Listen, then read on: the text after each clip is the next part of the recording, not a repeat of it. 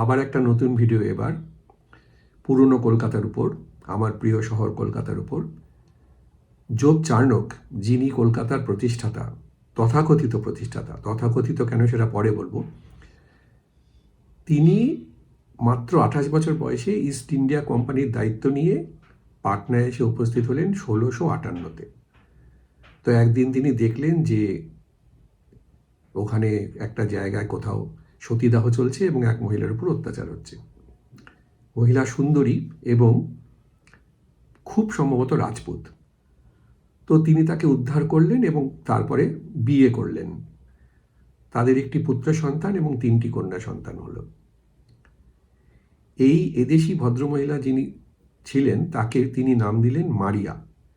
আর তার একটা এমন প্রভাব জোব চার্নকের উপর পড়ল যে তিনি প্রায় এদেশী হয়ে গেলেন। সেটা আবার তার কন্টেম্পোরারি যারা ব্রিটিশ বন্ধু বান্ধব তাদের একেবারেই পছন্দ হলো না। যাই হোক, তো 1690 নাগাদ তিনি এলেন সুতানুটিতে, জলপথে এলেন। এসে তিনি নিজের কাজ করছেন, কিন্তু এর মধ্যে তার সেই স্ত্রী এবং তার বড় ছেলে দুজনেরই মৃত্যু হলো। সেটাতে তিনি ভয়ঙ্কর শোক পেলেন, এত শোক যে সেই শোক সহ্য না করতে পেরে তিনি শেষমেশ দেহত্যাগ করলেন। তারই যে সমাধি সেটা আছে সেন্ট জনস চার্চ কলকাতায়, সেখানে তার চৌহদ্দির মধ্যে। সেন্ট জনস চার্চ, এই প্রথম এলাম, এতদিন কলকাতায় আছি। আজকে আমি সকালবেলা উঠে 2রা জানুয়ারি বেরিয়ে পড়েছি আমার ভাগ্নেকে নিয়ে। সে হচ্ছে আমার সাথী, আজকে ফটোগ্রাফিতে প্রচুর ইন্টারেস্ট। থ্যাংক ইউ মামা আজকে এখানে আনার জন্য। আর আমি জানতামই না, যেরকম তুমি বললে, আমি জানতামই না যে এখানে একটা এরকম চার্চ আছে। চলো আমরা তাহলে শুরু করি। তাহলে শুরু থেকে শুরু করা যাক। রাজভবনের উত্তর পশ্চিমে কিরণ শঙ্কর রায় রোড আর কাউন্সিল হাউস স্ট্রিটের মোড়ে সেন্ট জনস চার্চের গেট। এই চার্চের জমিতে ছিল প্রথম যুগের ব্রিটিশদের কবরস্থান বা গ্রেভইয়ার্ড। সেখানেই আছে কিন্তু চার্নক সাহেবের সমাধি। 1787-তে এই চার্চ তৈরি হলো। সেন্ট পলস তৈরি হওয়া অবধি এই ছিল কলকাতার প্রধান চার্চ। এসব কথাই কিন্তু লেখা গেটের বাইরে। সেকালে সাহেব মেমরা কলকাতার চার্চে আসতো পালকিতে চড়ে। ঢুকেই বাঁ দিকে বোধহয় সেই পালকির কাভার্ড পার্কিং এর ধ্বংসাবশেষ। মজার ব্যাপার হলো এই যে রাস্তা থেকে গেট দিয়ে ঢুকলে প্রথমে চার্চের পেছনের দিকটা আসে, যেটা একটু অস্বাভাবিক। এর প্রধান দরজা, মানে চার্চের যেটা বিল্ডিং এর প্রধান দরজা, সেটা কিন্তু উল্টো দিকে। প্রধান দরজার দিকে সে সময় এত কবর ছিল যে চার্চে ঢুকবার সময় তা দেখে ব্রিটিশদের বড় নাকি মন খারাপ হতো। তাই এই চার্চ চত্বরের এন্ট্রি হলো চার্চের পেছনের দিকে।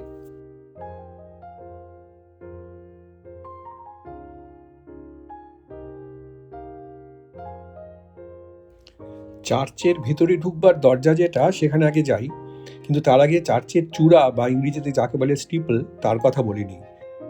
এই চূড়া 174 ফুট উঁচু, আর এর স্যান্ডস্টোন আনা হয়েছিল বেনারসের কাছে চুনার থেকে। সে সময় পাথরের ব্যবহার কলকাতায় বেশ কম ছিল। এই পাথরের জন্য এই চার্চের নাম হয়ে গেল পাথুরে গির্জা। আর এই বিশাল ঘড়ি সে সময় কোম্পানির লোকদের খুব কাজে আসতো দূর থেকে। এবার আমরা চার্চের ভিতরে যাই। ঢোকার মুখে শ্বেত পাথরে লেখা যে শোভাবাজারের রাজা নবকৃষ্ণদেব প্রথম গভর্নর ওয়ারেন হেস্টিংসকে এই জমি দান করেছিলেন 1783-তে। সেখানে তখন ছিল কবরস্থান, আর হেস্টিংস 1784-তে এই চার্চের ভিত্তিপ্রস্তর স্থাপন করলেন।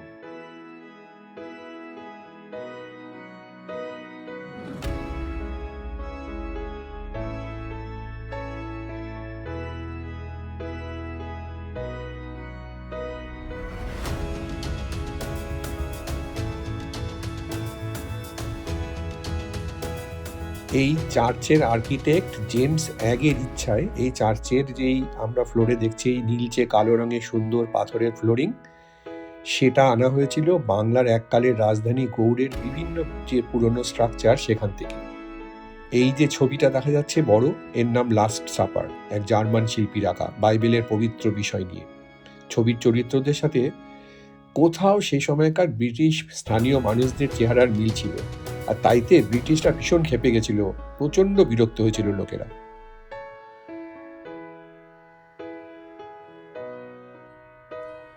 দেখছি সেখানে মেমোরি অফ লেডি ক্যানিং লেখা, মানে লেডি ক্যানিংয়ের সমাধি। একটু দেখে আসি, তুই আসবি তো? এই চার্চের গায়েই, মানে চার্চের সিঁড়ি দিয়ে উঠে একপাশে লেডি ক্যানিংয়ের সমাধি। লর্ড ক্যানিং ছিলেন প্রথম ভাইসরয়। লেডি ক্যানিং তার স্ত্রী, তার বটানিতে নাকি খুব ইন্টারেস্ট ছিল আর খুব ভালো ছবি আঁকতেন। লন্ডনের মিউজিয়ামে নাকি তার অনেক ছবি আছে। তো এই ভদ্রমহিলা সারা ভারত ঘুরে বেড়াতেন আর বাঙালি সংস্কৃতি তার খুব পছন্দের ছিল, তাই তিনি খুব পপুলার হয়েছিলেন কলকাতায়। তো 1861-তে ম্যালেরিয়ায় তিনি দেহত্যাগ করলেন। তাকে কবর দেওয়া হয়েছিল ব্যারাকপুরে। এখন যেটা দেখছি সেটা কিন্তু তার মেমোরিয়াল, এখানে কিন্তু কবরটা নেই। আর আরেকটা জিনিস মজার ব্যাপার, আমরা সবাই হয়তো জানি যে এই যে আমরা লেডি ক্যানি খাই, সেটা কিন্তু ওই লেডি ক্যানিংয়ের নামের থেকেই হয়তো বা হয়েছে। চার্চ থেকে বাইরে বেরিয়ে দেখি এবার। এই যে গোল স্ট্রাকচারটা দেখতে পাচ্ছি, এটা হচ্ছে রোহিল্লা ওয়ার মেমোরিয়াল। দূরে দেখা যাচ্ছে চার্নকের সমাধি। 1794-এ উত্তরপ্রদেশে রোহিল্লা আফগানদের সাথে যুদ্ধে যেসব ব্রিটিশদের মৃত্যু হয়েছিল তাদের জন্য এই মেমোরিয়াল। তো এই রোহিলা মেমোরিয়ালের পাশ দিয়ে এবার চলি চার্নকের সমাধির দিকে। এবার বলি যে তথাকথিত প্রতিষ্ঠাতা কেন বলেছিলাম তখন যোগ চার্নককে। একটি কেস করেন সাবর্ণ রায়চৌধুরীরা, আর একটা এক্সপার্ট কমিটি রিপোর্টও বেরোয় এই কলকাতার প্রতিষ্ঠা নিয়ে। তো কলকাতা হাইকোর্ট একটা রায় দিল যে না, এটা ঠিক না। যোগ চার্নকের অনেক আগেই সেখানে বসতি ছিল, বহু বছর ধরে। এমনকি মনসামঙ্গল এবং আইনি আকবরী, আবুল ফজলের যে আইনি আকবরী, সেখানেও কলিকাতার মেনশন আছে, উল্লেখ আছে। সুতরাং কলকাতার প্রতিষ্ঠাতা যোগ চার্নককে বলা যাচ্ছে না। স্ট্রাকচারটা অক্টাগনাল, একটু দুর্গের চেহারা নিয়েছে। ভারতের নিজস্ব ধারার সাথে কলোনিয়াল স্টাইল মিশে এই সৌধ তৈরি হয়েছে। চার্নক যেমনটা এদেশি হয়ে গেছিলেন, তার সমাধিও তেমনি মিলেমিশে একাকার। আগে বলেছি না যে এখানে ব্রিটিশদের অনেক কবর ছিল, তো চার্চের প্রতিষ্ঠার সময় প্রায় সব তুলে ফেলা হয়েছিল, আর তারই কিছু, যাকে বলে মেমোরিয়াল ট্যাবলেটস বা গ্রেভিয়ার্ড মার্কার, এখানে বসানো হয়েছে। দেখে একটু ভিতরে ঢুকে।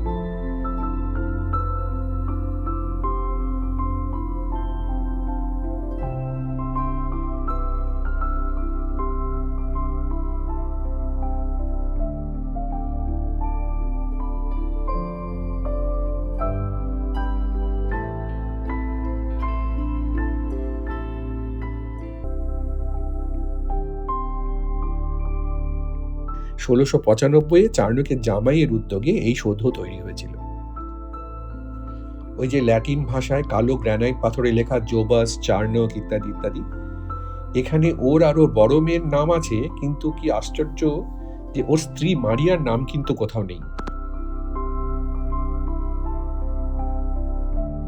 এই কলকাতার বুকে ছড়িয়ে ছিটিয়ে আছে কত যে এরকম ঐতিহাসিক সমস্ত জিনিসপত্র। তো এখানে অবশ্য আমি আর একটা খুব ঐতিহাসিক স্ট্রাকচার দেখিয়ে এবারের গল্পটা শেষ করব। এটা আমি যাচ্ছি এখন ব্ল্যাক হোল মনুমেন্টের দিকে। এটা ইতিহাস আছে।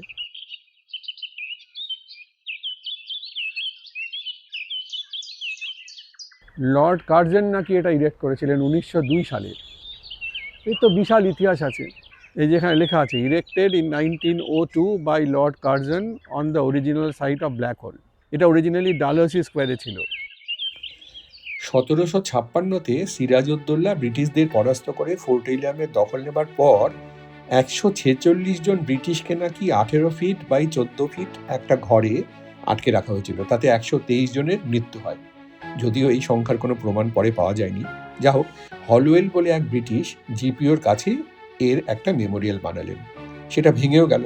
তখন কার্জন ডালহৌসিতে আরেকটা বানালেন, কিন্তু 1940-এ মূলত নেতাজির নেতৃত্বে স্বাধীনতা সংগ্রামে পারদ চড়তে থাকলে ব্রিটিশরা কিন্তু খুব ভয় পেয়ে গেল, আর তখন এই ব্ল্যাক হোল মেমোরিয়ালকে স্থানান্তরিত করে আনা হলো এইখানে, এই চত্বরে।